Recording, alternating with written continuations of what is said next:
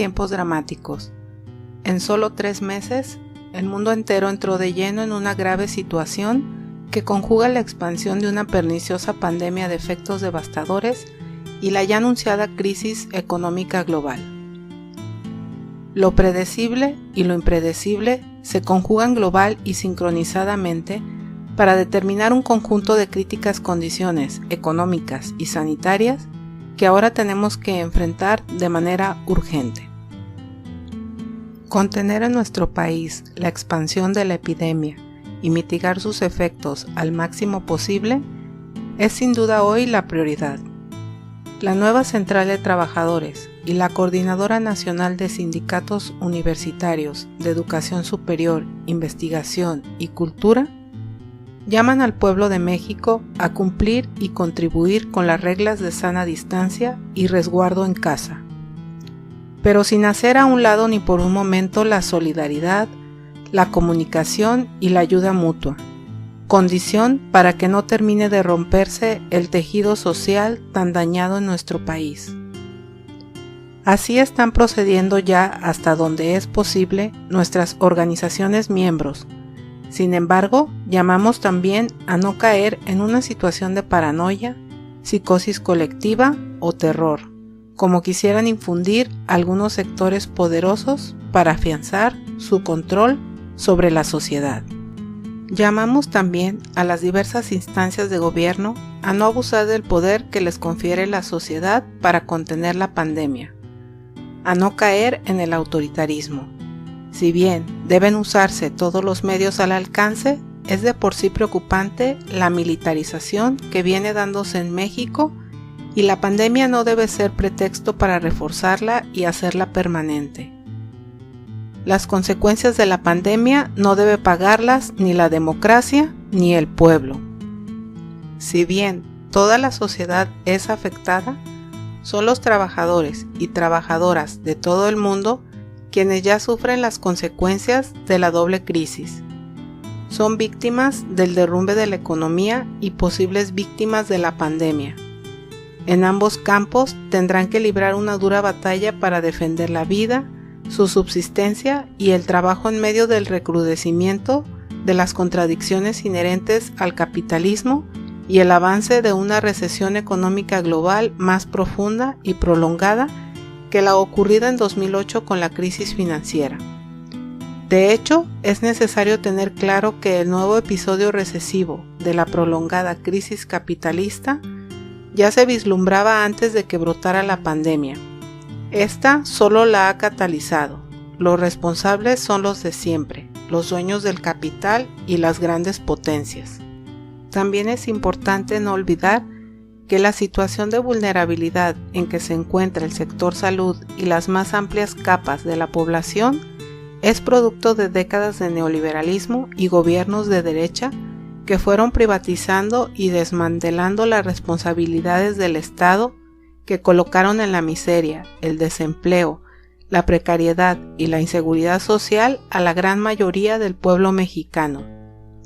Que la derecha no se dé ahora golpes de pecho y agite banderas sociales cuando fue la responsable de esta situación, pero también que el gobierno actual, que presume de no ser neoliberal, actúe en realidad para dejar atrás ese perverso modelo no solo en las palabras, sino en los hechos, incluyendo la reconstitución y fortalecimiento del sistema de salud y la protección de los derechos laborales.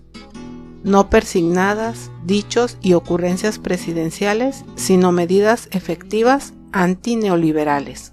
La consecuencia inmediata del paro forzoso de actividades productivas en la industria, el comercio y los servicios, derivado de las medidas de confinamiento de la población para contener y mitigar la proliferación del contagio del COVID-19, saltan a la vista. Millones de trabajadores en todo el mundo y en México están perdiendo sus empleos e ingresos elementales, mientras otros tantos son forzados a laborar en condiciones de alto riesgo de contagio. Al mismo tiempo, las medidas restrictivas de la movilidad e interacción social dejan sin posibilidad de ingreso a millones de personas del sector de la economía social y a quienes subsisten en la economía informal o el autoempleo, a donde los confinó desde antes el neoliberalismo. En el caso de las mujeres, las consecuencias se darán en el aumento de su ya de por sí situación precaria, aumento en las cargas de labores del hogar y del cuidado.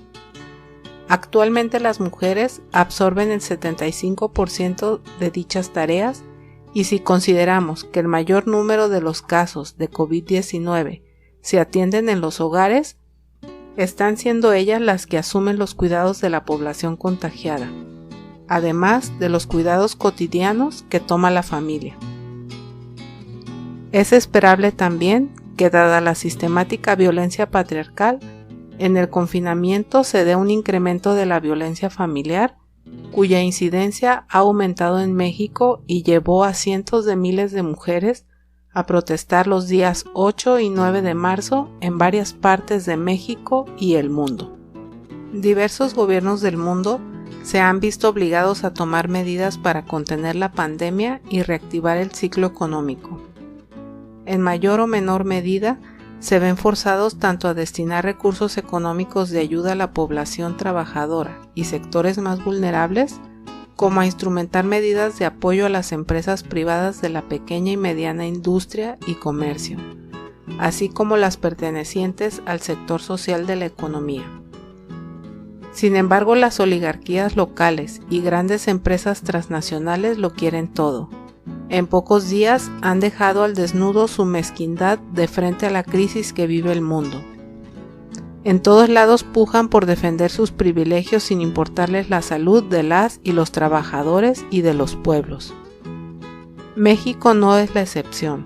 Así, por ejemplo, el Consejo Coordinador Empresarial recién dio a conocer su pliego petitorio al gobierno, en el que demanda el financiamiento de sus deudas, mayor asignación de obra pública, deducción de impuestos, preservación del empleo con costo al erario público, etc.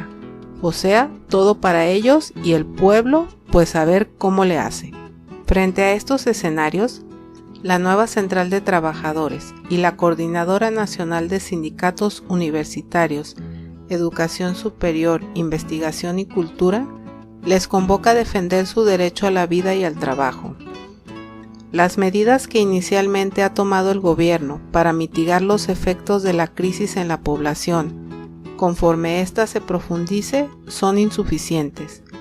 De ahí la necesidad de plantear en forma inmediata la reorientación por emergencia del presupuesto federal y la implantación de un paquete económico contingente que ponga en primer plano el fortalecimiento de nuestro sistema de salud público para enfrentar la propagación del COVID-19 y enseguida las medidas de apoyo económico a la población trabajadora formal e informal que permitan conservar su empleo e ingresos. El Congreso de la Unión debe derogar la reforma laboral neoliberal hecha en 2012, no solo para recuperar estabilidad en el empleo y contrarrestar la precarización, sino ahora para eliminar las disposiciones que limitan el pago de salarios en una situación de emergencia sanitaria. La nueva Central de Trabajadores y la Coordinadora Nacional de Sindicatos Universitarios, Educación Superior, Investigación y Cultura llaman a respaldar la labor titánica y heroica de las personas trabajadoras de la salud que ya se preparan para enfrentar la fase de contagio exponencial de la pandemia con manifiestas carencias de equipos, materiales y protocolos. Se deben canalizar sin tardanza los recursos públicos que posibiliten el resguardo de su salud y la atención exitosa de la emergencia. Entre otras medidas es necesario el control de precios de los productos de primera necesidad, medicinas y servicios públicos, sobre todo aquellos concesionados a los privados, condonación de adeudos a los usuarios de la energía eléctrica de bajos ingresos, en especial a los organizados en la Asamblea Nacional de Usuarios de Energía Eléctrica, protección al salario y el empleo de todos los trabajadores y trabajadoras, no a los despidos indiscriminados por motivo de la emergencia. Salario íntegro de los trabajadores del sector público y de las empresas con capacidad suficiente durante el tiempo que dure la pandemia y la suspensión de labores. Salario mínimo universal con apoyo gubernamental para los trabajadores y trabajadoras formales e informales, con salarios precarios, incluidos los trabajadores independientes o por cuenta propia, así como los integrantes de la economía social, por todo el tiempo que dure la pandemia y la suspensión de labores. Protección especial a los adultos mayores y a las trabajadoras. Línea de créditos preferenciales a la pequeña y mediana industria y con bajos intereses para las empresas de la economía social. Suspensión temporal de pago de hipotecas y renta domiciliaria para los trabajadores despedidos y personas de bajos recursos. Nacionalización de las empresas que cierren para proteger las fuentes de trabajo y los ingresos de sus trabajadores.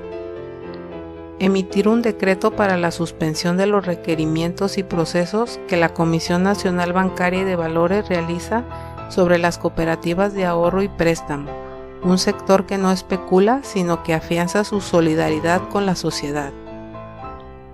Que el gobierno federal emita diversos fondos para las cooperativas, por ejemplo, un fondo de capital para evitar su descapitalización, así como un fondo de garantía de parte de la Secretaría de Hacienda y Crédito Público, para los préstamos que se haga a las y los socios que realicen una actividad productiva y un fondo para la compra de cartera crediticia de personas que acrediten su insolvencia.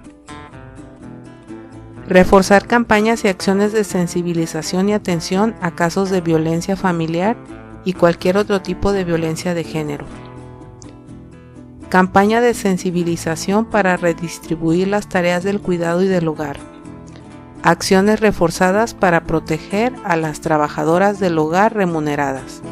Los trabajadores formales deben exigir a sus sindicatos que negocien convenios especiales con los patrones para preservar la salud, el contrato colectivo, el salario y la seguridad en el empleo mientras dura la contingencia.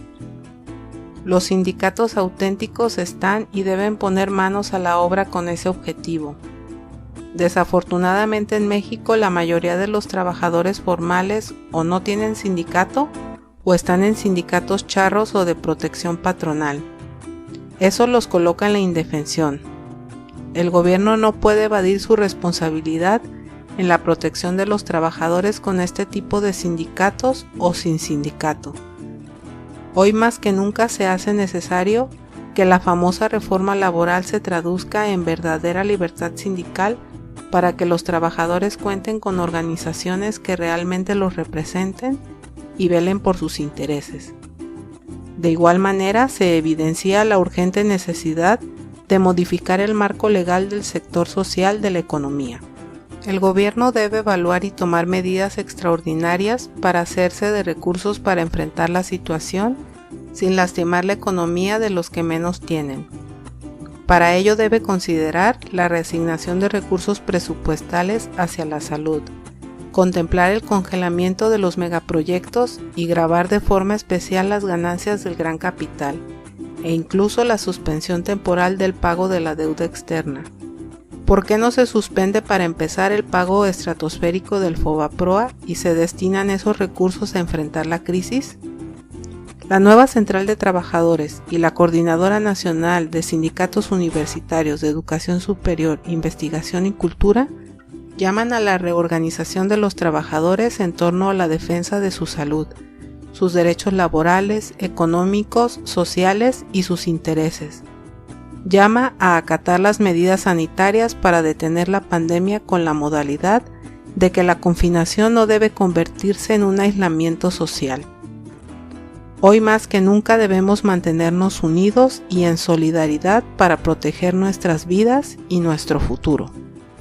El pueblo trabajador no debe ser el que pague por las crisis, que la paguen los dueños del capital que se han enriquecido a nuestra costa. ¡Viva la clase trabajadora! Atentamente, la emancipación de los trabajadores es obra de los trabajadores mismos. Nueva Central de Trabajadores y Coordinadora Nacional de Sindicatos Universitarios de Educación Superior, Investigación y Cultura. Ciudad de México, a 1 de abril del 2020.